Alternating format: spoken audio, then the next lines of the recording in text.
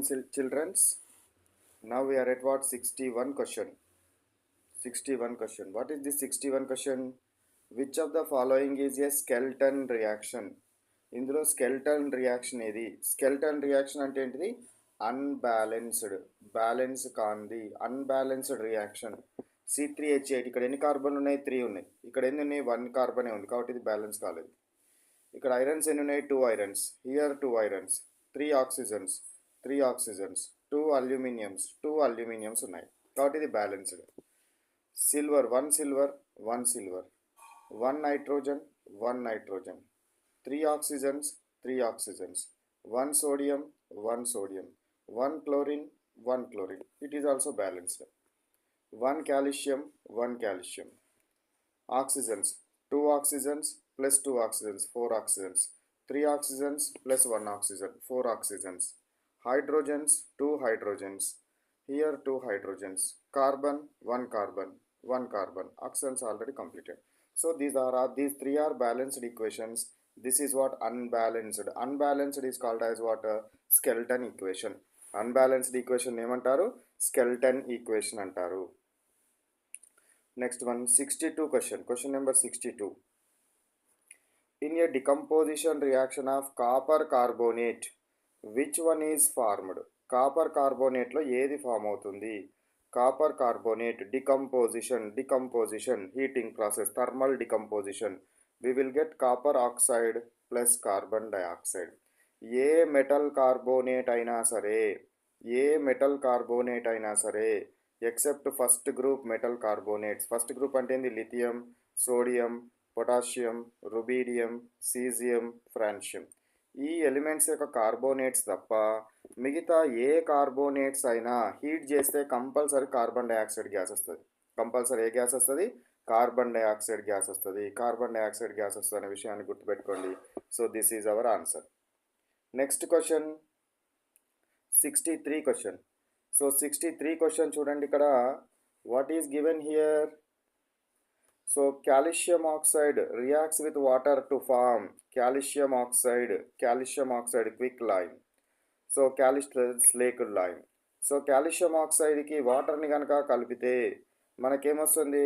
Calcium hydroxide వస్తుంది. Calcium hydroxide, lime water లేదా lime అనడం జరుగుతుంది. లైమ్ వాటర్ రావడం జరుగుతుంది. లైమ్ వాటర్ వస్తుంది. కాల్షియం హైడ్రాక్సైడ్ రావడం జరుగుతుంది. మళ్ళీ కాల్షియం హైడ్రాక్సైడ్లోనికి కార్బన్ డైఆక్సైడ్ గ్యాస్ని కనుక పంపిస్తే కాల్షియం కార్బోనేట్ వస్తుంది. Calcium carbonate. కాల్షియం హైడ్రాక్సైడ్కి కార్బన్ డైఆక్సైడ్ గ్యాస్ని పంపిస్తే ఏమొస్తుంది? Calcium carbonate. కాల్షియం హైడ్రాక్సైడ్కి కార్బన్ డైఆక్సైడ్ గ్యాస్ని పంపిస్తే కాల్షియం కార్బోనేట్ వస్తుంది. ఇదేమో సున్నము. సున్నము ఫస్ట్ బ్రౌన్ కలర్లో ఉంటుంది. మనం గోడలకు వేసే సున్నము ఫుల్ వైట్గా ఉండదు.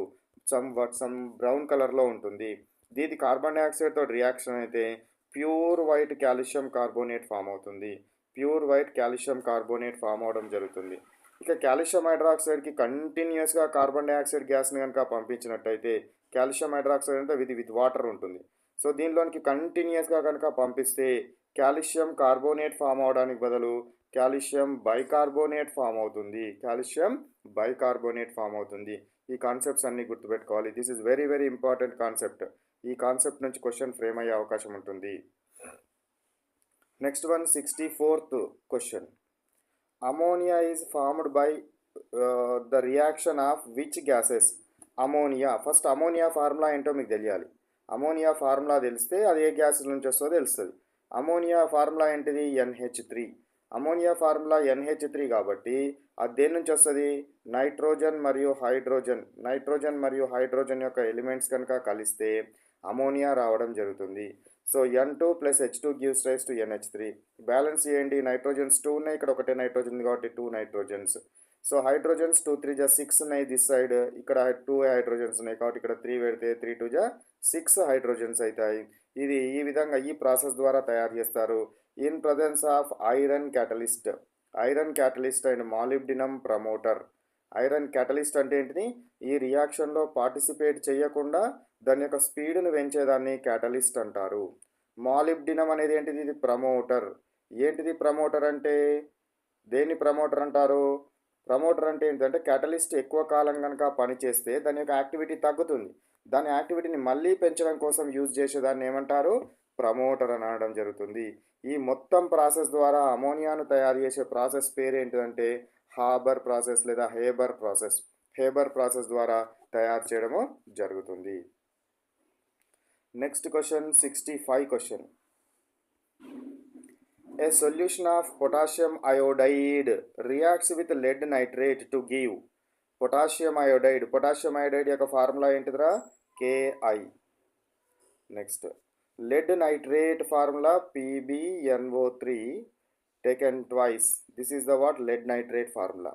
ఇవి రెండింటి మధ్య కనుక రియాక్షన్ జరిగితే potassium iodide solution, lead nitrate solution, ఇవి సాలిడ్ స్టేట్లో ఉంటే రియాక్షన్ కావు, వాటర్లో కరిగించిన వాటి మధ్య మాత్రమే రియాక్షన్ ఉంటుంది.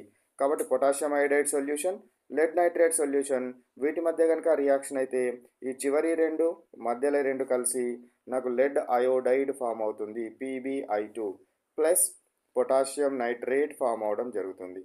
లీడ్ అయోడైడ్ అనేది ఏంటిది? Yellow colour precipitate. ఇది సాలిడ్ కాబట్టి పాత్ర యొక్క అడుగు భాగంలోనికి వెళ్ళడం జరుగుతుంది, కాబట్టి డౌన్వర్డ్ యారో తోటి రిప్రజెంట్ చేస్తాము. ఇది ఎల్లో కలర్లో ఉంటుంది, సాలిడ్ కాబట్టి దీన్ని ఏమనాలి? ప్రిసిపిటేట్ అంటారు.